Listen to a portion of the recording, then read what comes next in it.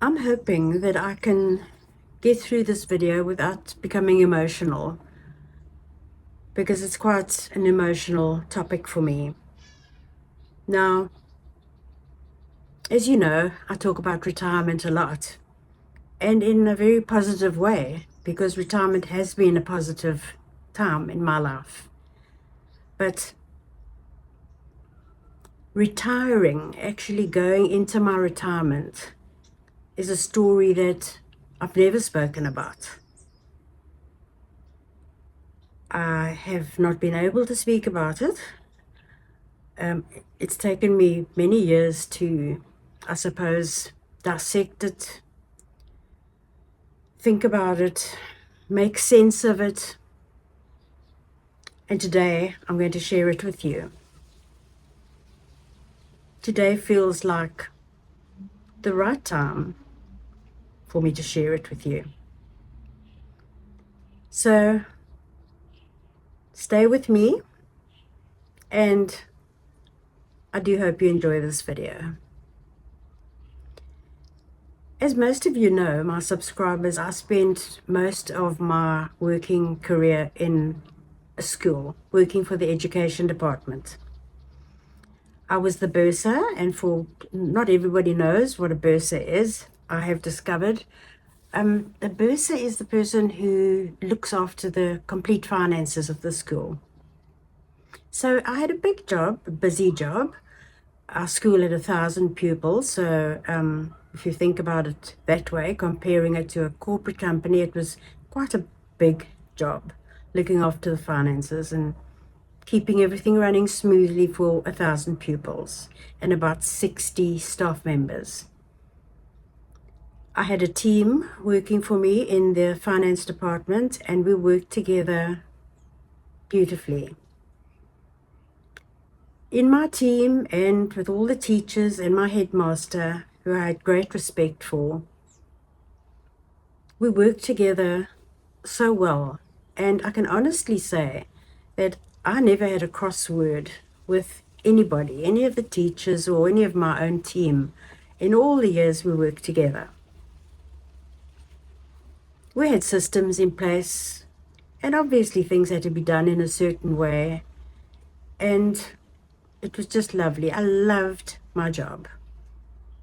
I loved being in the environment where I had contact with the children. I started a foundation called the Care Bears for those children who came out of homes where they couldn't afford certain things, but that I'll tell you about perhaps in another video. Comment if you'd like to hear more about my Care Bears, then let me know, but that's not what this is about. So, as I say, we worked together so well. It was a lot of respect shown, and it just worked well. And then one day, the education department unexpectedly assigned a new administrative post to us.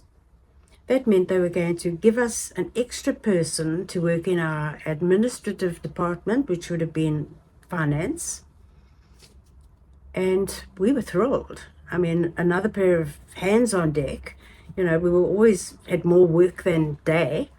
And the day arrived, and she came to work, and she looked fine, smiling, and we thought, well, that's great. We've got another nice, happy person in our team.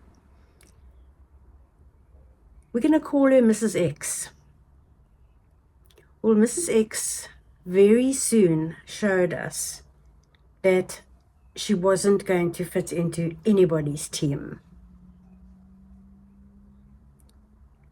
She soon started changing systems, changing not rules, but things that we had in place that made the department work as efficiently as it did. And things like not how do you reconcile the cash book, things like, are you taking enough time for your tea? And sort of telling my staff, you should be taking 15 minutes to drink your tea, and I see you drinking your tea at your desk. Silly things like that. And then I watched this carefully and I wasn't happy about it. I never said anything. And before you think this is going to be a long moan about a new member of staff, stick with me. It gets so much worse. So I just watched this carefully, and nothing was directly affecting me yet at that stage, or my team. And I could see that she was forming bad friends with a lot of the other staff members, teachers included, just by generally rocking everybody's boat, and picking out the way people did things. And then one day she came to me and she said, I notice you don't take a lunch hour. And I said, no, I don't. In fact, none of us do, because we finish work at 3:30. So instead of working the 8-hour day, we work 7 hours, because we need to be here for the parents when they come to collect the children at 2. So you're quite right, we don't take a lunch hour. And she said, well, I insist that you do. The labor laws insist that you do take a lunch hour. I said, well, maybe they do, but we've been working perfectly this way for many, many years, and this is the way it is. And she said, well, I'm telling you that it's not going to work that way. So I stood up to her and I said, look, I'm the bursar here. I will decide how the finance department works, and I'd appreciate it if you just got on with whatever you're doing and don't try and change the system. It's working. I didn't know at the time that I had been the first one to stand up to her. Up until then, everybody else had, whatever they did, buckled under whatever demands she was putting on them. But I had stood up to her. Anyway, we went along in this fashion, and our work environment was starting to change. With, as I say, with 60 staff members, one person was managing to change the whole dynamic in the school. Anyway, one afternoon, it was a Friday afternoon, and my team had gone home. I had some work to finish. Sorry, there's a dog barking in the background. I'm sure it'll stop soon. So I had some work to finish. So I was sitting quietly in my office, just working away, appreciating the peace. And somebody came in and said, there's a man to see you. So I said, okay, bring him in. I thought it was a parent coming to discuss his school fees or some such. And this man came in and introduced himself as the sheriff of the court. And he presented me with a form with a date on that I had to appear in court. And the charge against me by Mrs. X was harassment. Well, I had never seen anything like this before. My principal was still luckily in his office. I ran out. I said to him, come to my office quickly. I don't know what's going on here. He came through. He looked at this form and he said, what on earth is this? And the sheriff of the court said, look, I just delivered this. You need to contact whoever it is, the legal people, and find out what it's about. But it was there as clear as mud. I had been charged with harassment, and I had a day to appear in court. Well, I just burst into tears. I mean, I've never been to court before. I don't know about things like this. Anyway, the day eventually came. I was terrified, to say the least. My husband Peter and my principal came with me, and we sat in this horrible corridor waiting to go in, and finally they called my name, and in I went, sat down very nervously, and the magistrate came in and we were all told to stand up. And when he sat down, the magistrate, he looked across at Mrs. X and said, oh, hello, And she said, "Hello, sir." They were talking in Afrikaans, but I'll carry on the conversation in English. And it turned out that he had, in a previous job, worked for the education department. And they knew each other. Now, in my ignorance, I just let that go. I know now that I should have immediately said, "What? Hang on, there's a conflict of interest here. It looks like the magistrate and Mrs. X are friends, and I don't think that's right." But I didn't. I just sat there with my knees knocking. And she was asked to stand up and give her testimony. And she told the magistrate how I had made her so anxious and I'd made her life a living hell by not doing things the way she wanted them done, and by answering her back when she talked to me, by answering her back, and by arguing with her when I didn't agree with something she said. And then she sat down and I was called, and I said, he said, "What have you got to say in your defense?" Can you believe it? In my defense, I felt like I was in a murder case. I said, "Well, none of this is true. Yes, it's 100% true that I disagreed with her because she interfered in a department that I successfully run. And I did argue with her when she tried to insist on making changes that were not going to happen. And that's what happened. And there was definitely no harassment." He said, "Well, I will decide on that and where to go." Leave the court. Went and sat outside in this horrible little corridor again with my principal and Peter both saying, "Don't worry, you've got nothing to worry about here. This is just absolute childishness and nonsense. The magistrate is going to see right through it and he's going to, whatever the word is, dismiss it." We were called back in and he had found in her favor. Well, I nearly fainted. And he then explained to me, he gave her a form which he put his signature on. It was a warrant of arrest form, signed by him, stating that if at any other time, sorry about that, my battery on my phone just ran flat, and I had to sort that out. So this piece of paper that she now had in her hand, the magistrate explained to me that if I arrest her any further, she could take this piece of paper to any police station at any time and they would arrest me. And I would be taken into custody until I could appear before the magistrate the following morning and explain why I had harassed her. Well, I mean, need I even say what that felt like to me? First of all, I hadn't done anything. I hadn't harassed anyone.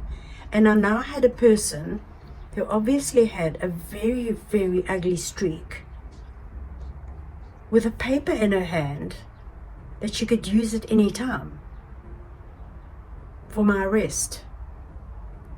Anyway, we left the court. I was broken. I thought, I can't believe this. I can't believe this has happened to me. And my principal said to me, "Don't worry about it. This will not happen. We'll get a legal team onto this immediately and we'll appeal it." Which he did. I can't tell you every detail of this, but what I'm going to tell you is that it lasted for years. About 2 years later, I was still going to the attorneys, back to court, into court with another attorney, appealing, and then supposedly our transcript of the first court hearing had been lost. They then called for witnesses from the school. Teachers were brought in who spoke in my defense and said, we have never had a cross word with Rose, and there's no ways. She's a gentle person and she would never have harassed anyone. The appeal was thrown out of court. I, by this time, had legal fees up to here. I was seeing a psychologist.